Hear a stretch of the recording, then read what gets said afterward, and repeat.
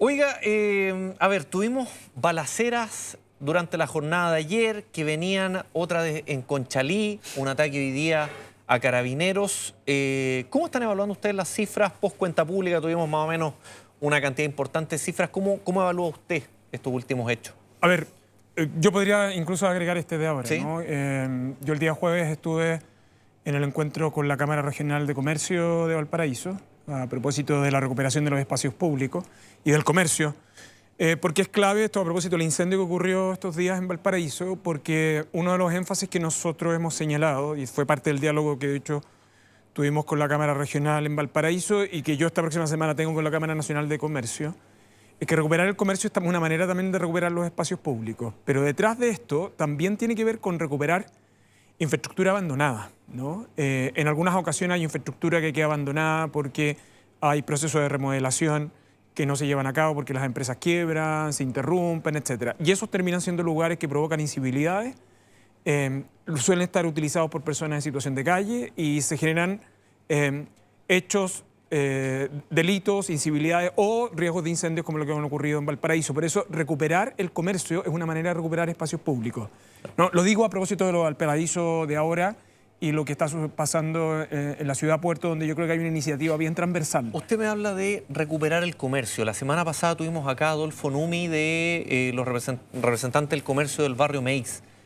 ¿Qué pasa con Meix? Lo que pasa es que exactamente igual. Sí, lo que pasa, y de hecho con iniciativas de intervención muy distintas en el fondo, ¿no? Que han venido de gestiones distintas. De hecho, el alcalde de Desbordes también está tratando de llevar iniciativas de esas características. Nosotros estamos trabajando conjuntamente con el municipio y el gobierno regional. Hay una buena experiencia en lo que se hizo en la explanada de la Plaza Buenos Aires. Efectivamente.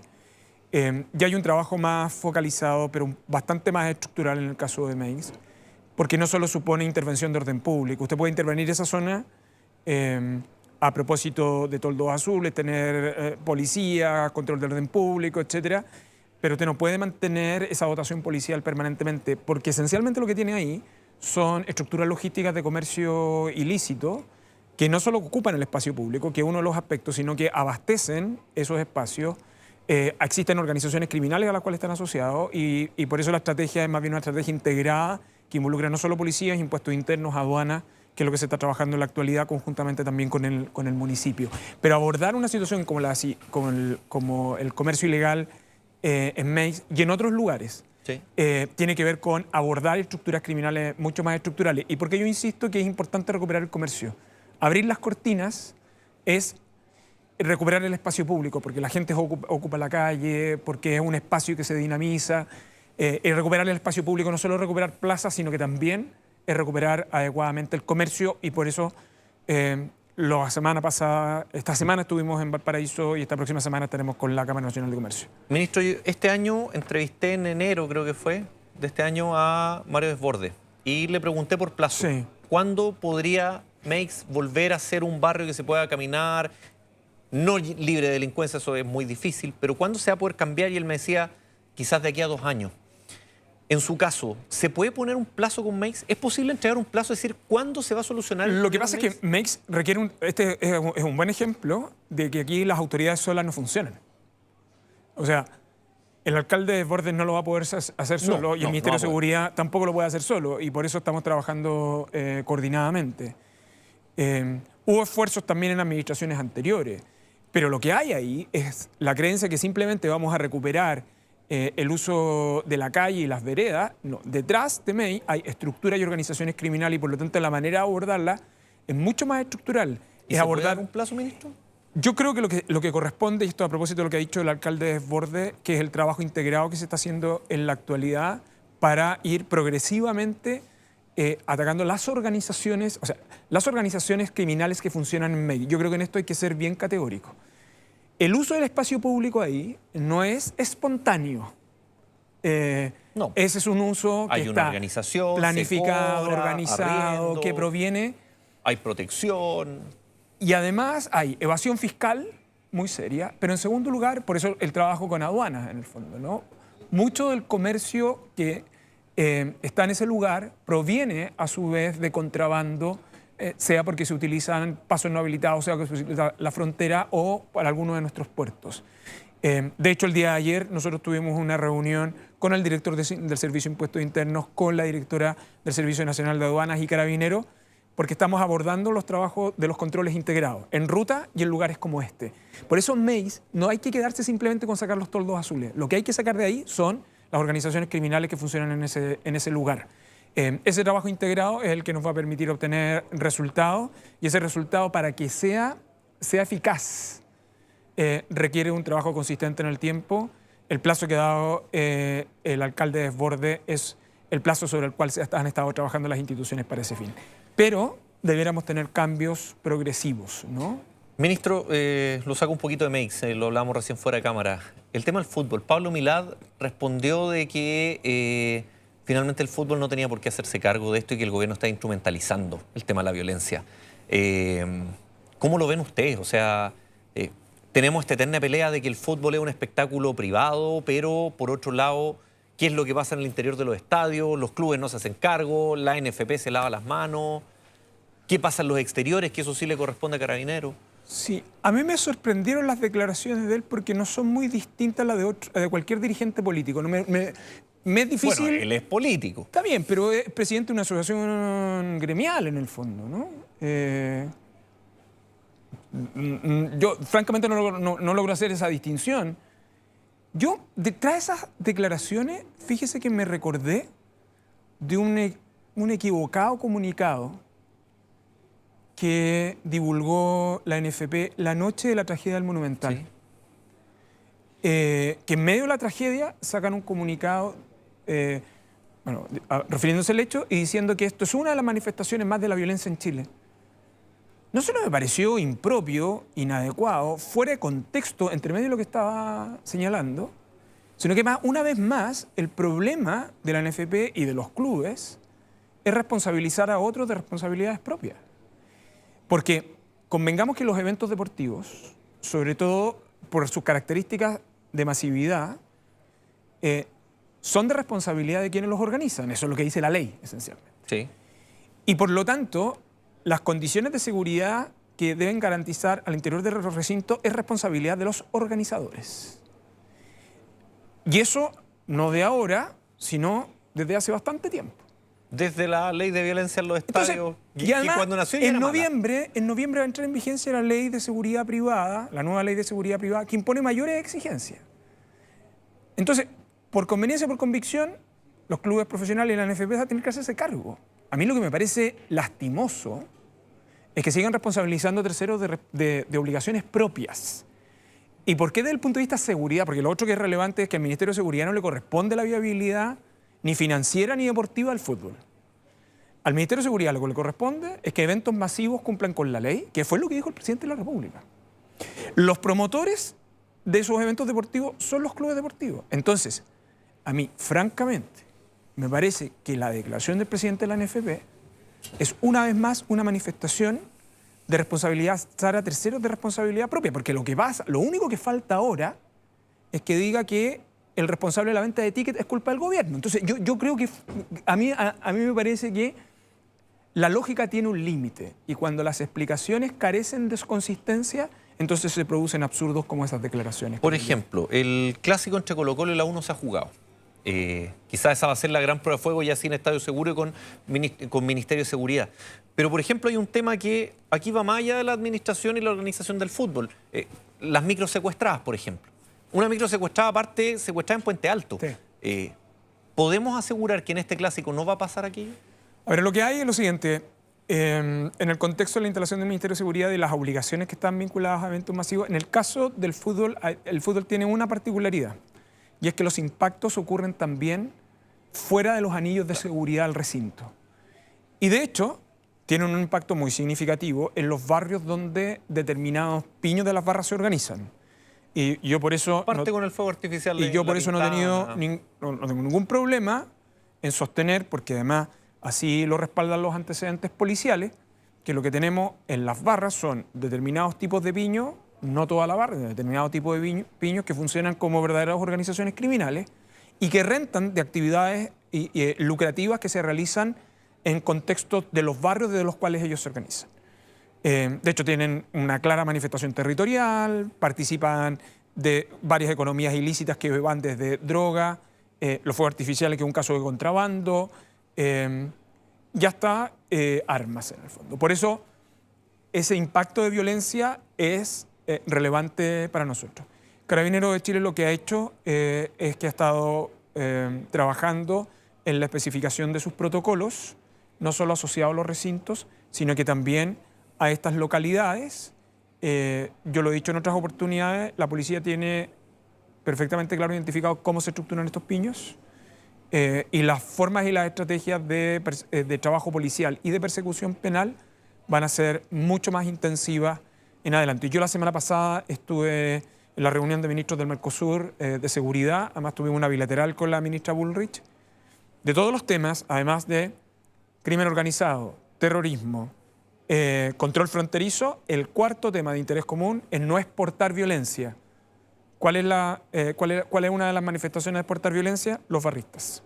Y por eso los ministerios de seguridad de América Latina han suscrito un compromiso, y en el caso de Argentina nosotros uno complementario, precisamente para abordar a aquellas personas que tienen prohibición de ingreso a los recintos deportivos porque han cometido ilícitos, y es una manera en que los países no exporten violencia. Ese es el mensaje de los ministerios de seguridad en América Latina.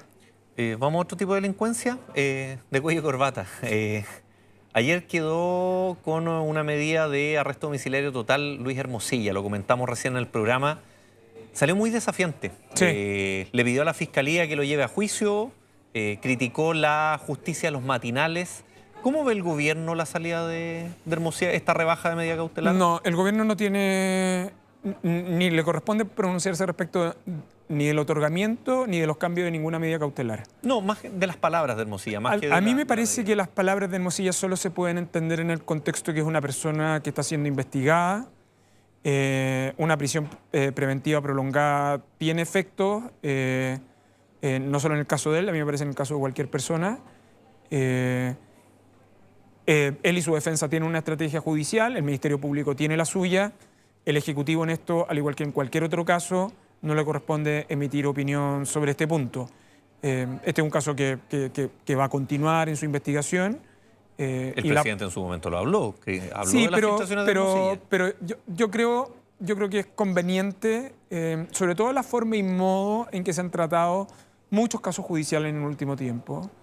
Yo en esto tengo una opinión, la tengo desde antes de ser ministro de Justicia, y del criterio al cual yo adscribo, que es un criterio de la Corte Suprema, que uno tiene que evitar juicios paralelos. La discusión judicial tiene una racionalidad, el foro judicial tiene una lógica desde el punto de vista del debate legal. Uno puede tener opiniones públicas, puede tener opiniones políticas, pero el debate jurídico judicial se da en el contexto de los tribunales, y ese es el lugar adecuado para que ese tipo de debates se produzcan. Para este caso, como para cualquier otro, para esta sustitución de medida cautelar, como para cualquier otra. Por un momento creo que olvidamos que el sistema de persecución penal es el mecanismo de mayor sanción que puede recibir una persona en un sistema institucional. Entonces, por eso yo creo que hay que mantener, en el caso del Ejecutivo, la suficiente distancia para que la autonomía del Ministerio Público y la independencia del Poder Judicial funcionen adecuadamente. Lo último, ayer tuvimos un accidente de tránsito en el centro de Santiago. Sí, en la madrugada. Y las dos personas que resultan detenidas, que se encuentran actualmente en prisión preventiva, habrían tenido algún tipo de ligazón con el Tren de Aragua. En este mismo programa la semana pasada entrevistamos a un comerciante peruano que comentó que lo habían extorsionado de la misma forma a los pulpos. Sí. ¿Se están rearticulando? ¿No se han podido eliminar estos grupos en nuestro país? ¿Cuál es la situación? Veamos tres cosas para poder analizar lo que usted me realiza. Efectivamente, respecto del accidente de tránsito, que comenzó siendo, a propósito de un control vehicular, una fuga que hicieron estas personas, incumplen derechamente las señalizaciones y chocan un vehículo de dos personas inocentes que fallecen. Las dos personas que conducían son dos personas de nacionalidad venezolana. Esta investigación, que comenzó siendo un accidente del tránsito, en la actualidad el Ministerio Público ha tomado la decisión que sea una investigación de ECO, que es la unidad que está a cargo, contra el crimen organizado, que es la Fiscalía, que está asociado, entre otras, por algún tipo de antecedentes que existen de las personas que han sido detenidas. Yo puedo llegar hasta ahí. Están vinculados a determinados ilícitos de este tipo de organizaciones. Este tipo de organizaciones, como la del Tren de Aragua, tienen la particularidad de que no son estructuras criminales jerarquizadas ni rígidas. Funcionan sobre la base de células y verdaderas franquicias. Este día viernes, el Ministerio Público ha logrado una de las condenas más importantes. Estaba previamente la de los gallegos, pero yo diría que la que se ha logrado respecto de Tarapacá, en el caso de Alto Hospicio, ha salido poco, pero los principales líderes del Tren de Aragua, que habían ingresado regularmente a Chile, que fueron detenidos. Yo diría que una de las investigaciones principales asociadas a los delitos ocurrió en Alto Hospicio. El día viernes se logró el delito de culpabilidad. Creo que eso es uno de los casos que demuestra la persistencia y la consistencia del Ministerio Público en la persecución de esta organización. Nosotros hemos a estas alturas, como Estado de Chile, detenido más de 500 personas vinculadas a esta organización en distintas situaciones. Las condenas han comenzado a ejecutarse y Chile es de los países que dispone de mayor cantidad de información y perfilamiento de esto.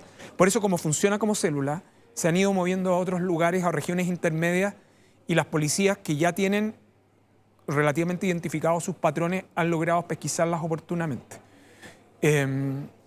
Entonces, estas dos personas están más bien vinculadas a otra investigación.